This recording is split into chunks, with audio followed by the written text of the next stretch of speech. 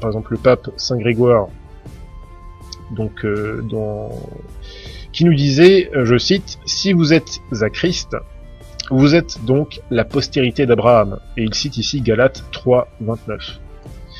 Si nous en raison de notre foi dans le Christ sommes réputés les enfants d'Abraham, les Juifs donc, à cause de leur perfidie, ont cessé d'être sa postérité. Voici ce que nous enseigne donc le pape Saint Grégoire le Grand.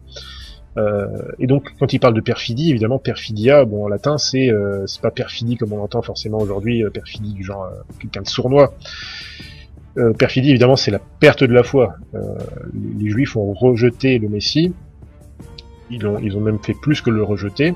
Ils ont contribué, si vous voulez, à sa mise à mort, avec bien sûr les Romains, mais ils en sont d'autant plus coupables que eux, ils n'avaient vraiment pas d'excuses parce qu'ils connaissaient justement toutes ces promesses. Donc voici ce que nous dit le pape Saint Grégoire le Grand. Il nous dit voilà, nous les chrétiens, nous sommes la postérité d'Abraham, alors que les Juifs talmudiques, parce qu'ils sont apostats, eh bien ils ne sont plus sa postérité.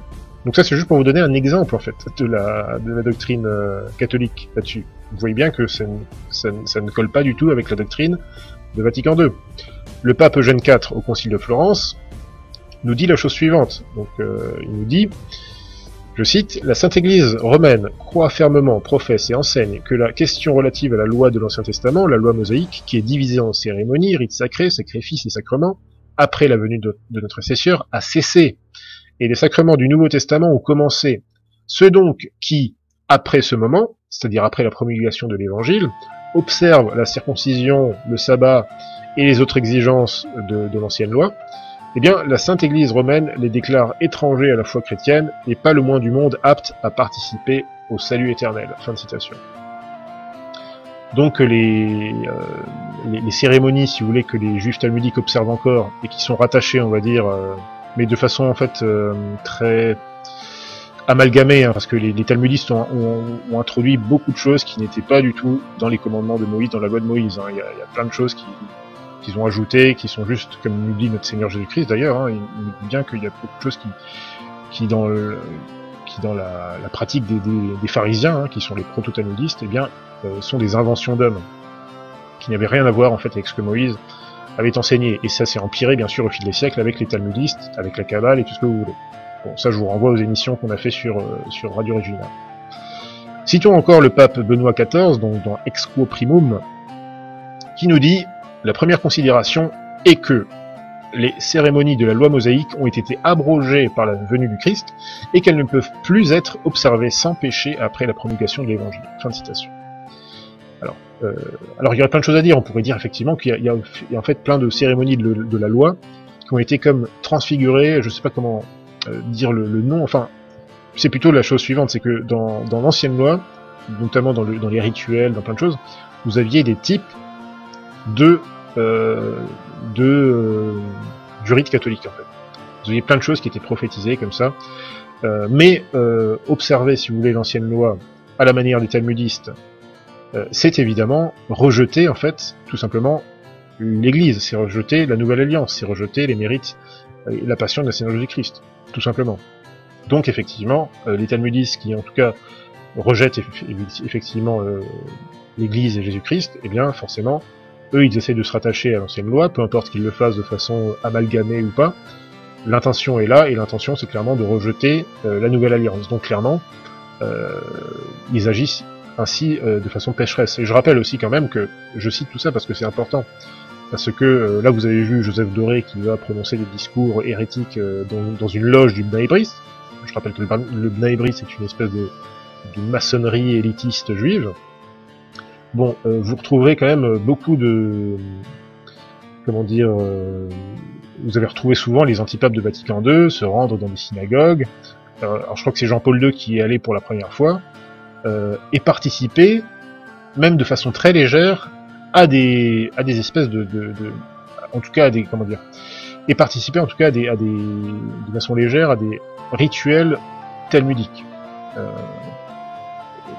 Et Benoît XVI pareil, François pareil. Bon, François lui vraiment c'est, lui c'est carrément le pompon, mais voilà, tous ces individus-là, tous ces antipapes de Vatican II ont vraiment joint les paroles à l'acte. C'est-à-dire que non seulement ils enseignent ces hérésies, mais en plus de ça, ils se rendent dans des synagogues pour pour soi-disant le dialogue ou je ne sais quoi, mais en réalité, ils participent justement à toutes ces choses qui sont condamnées par le magistère. Bon, je parlais justement tout à l'heure de la fameuse... alors je vais juste la retrouver, voilà. Voici ce que je parlais justement, alors on en parlait justement dans le texte de Joseph Doré, qu'il a prononcé dans cette loge Ibn Ibris, et où il citait justement Jean-Paul II. Il nous disait Jean-Paul II, alors qu'est-ce qu'il nous disait? Voilà, il nous disait Jean-Paul II rappelait à maintes occasions la pérennité de la première alliance, etc., etc. Et effectivement, Jean-Paul II, en fait, dans un discours prononcé le 17 novembre devant les représentants de la communauté juive de Mayence, en Allemagne, disait ceci: l'ancienne alliance n'a jamais été révoquée. Et ceci a été cité dans l'Osservatore Romano du 9 décembre 1980. C'est un enseignement effectivement hérétique et qui a été rappelé justement par la commission pour les relations religieuses avec le judaïsme, qui a été présidée par Kurt Koch, donc soi-disant cardinal moderniste, en 2015, où vous retrouvez exactement la même hérésie. Donc c'est un enseignement continuel.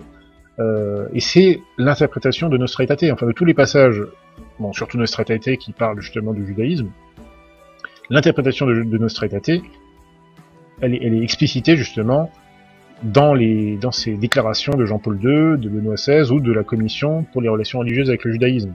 Parce qu'effectivement, vous avez effectivement toujours nos intrépides amis, alors soit les apologistes modernistes, les loyalistes, hein, n'est-ce pas, qui vont toujours essayer de vous faire croire que Vatican II est tout à fait orthodoxe, il n'y a aucune hérésie dans Vatican II, je sais plus, alors même des gens vraiment excellents, hein, j'ai plus les noms en tête là, mais même des gens qui sont un peu plus proches, on va dire, de la tradition, des choses comme ça, qui sont un peu plus conservateurs, voilà, qui vont essayer par tous les moyens de vous dire mais non, mais il y a aucun problème avec cette déclaration de Nostra Aetate, vous voyez bien que Nostra Aetate vous dit simplement qu'il faut pas être méchant avec les juifs, mais vous voyez bien que Nostra Aetate en même temps rappelle que l'Église est vraiment le peuple de Dieu, etc., etc. Mais le problème c'est que le modernisme, parce que comme nous le dit Saint Pie X, la technique des modernistes, c'est de toujours mélanger le vrai et le faux. Saint Pie X nous disait lisez une page des modernistes, vous croiriez lire un père de l'Église, tournez l'autre page et vous croiriez lire un rationaliste. Et c'est toujours la même chose. Donc dans le magistère moderniste. Avec François c'est pareil, hein, François je crois qu'il y a encore récemment là, il a fait je sais pas si c'était un discours ou un sermon, ou une adresse où il disait, il vantait, si vous voulez, la fidélité de Notre-Dame sous la croix, mais dans d'autres textes, dans d'autres passages, je crois il y a un an, il insultait Notre-Dame en disant que, voilà, en gros elle avait perdu toute confiance. Donc voilà, c'est toujours mélanger le vrai et le faux, c'est toujours. Et c'est en fait la patte, si vous voulez, ça c'est aussi le pape Pie VI qui nous le dit dans Auctorem Fidei, c'est la marque des pires hérétiques de toujours mélanger le vrai et le faux. Voilà, c'est la technique du diable, hein, tout simplement. Hein. Le diable n'apparaît jamais, si vous voulez, sous la forme d'un bouc avec une queue en tire-bouchon et avec un trident à la main. Non, il vient sous l'apparence d'un ange de lumière. Vous connaissez la technique. Alors, autre hérésie, enfin toujours dans le même sens, hein, de cette hérésie talmudisante de Vatican II, dans le catéchisme, donc le nouveau catéchisme, n'est-ce pas, de Jean-Paul II, eh bien on lit ceci, je cite: l'Ancien Testament est une partie inadmissible de l'Ancienne Écriture, ces livres sont divinement inspirés et conservent une valeur permanente, car l'Ancienne Alliance n'a jamais été révoquée. Fin de citation. Et là c'est vraiment pernicieux, parce qu'en fait c'est ça le truc, c'est que ils vont vous dire, parce que la première partie de cette déclaration de Jean-Paul II est tout à fait exacte, effectivement, c'est évident que l'Ancien Testament est une partie inadmissible de l'Écriture sainte, c'est évident. Oui, ces livres sont inspirés, oui, ils ont une valeur permanente dans une certaine mesure. Mais ensuite il nous dit que l'Ancienne Alliance n'a jamais été révoquée, mais bien sûr qu'elle a été révoquée. Elle a été révoquée, et en fait ces deux propositions, enfin vous voyez un peu, là c'est vraiment l'exemple parfait du mélange du vrai et du faux. En une seule phrase, en quelques mots. C'est absolument remarquable.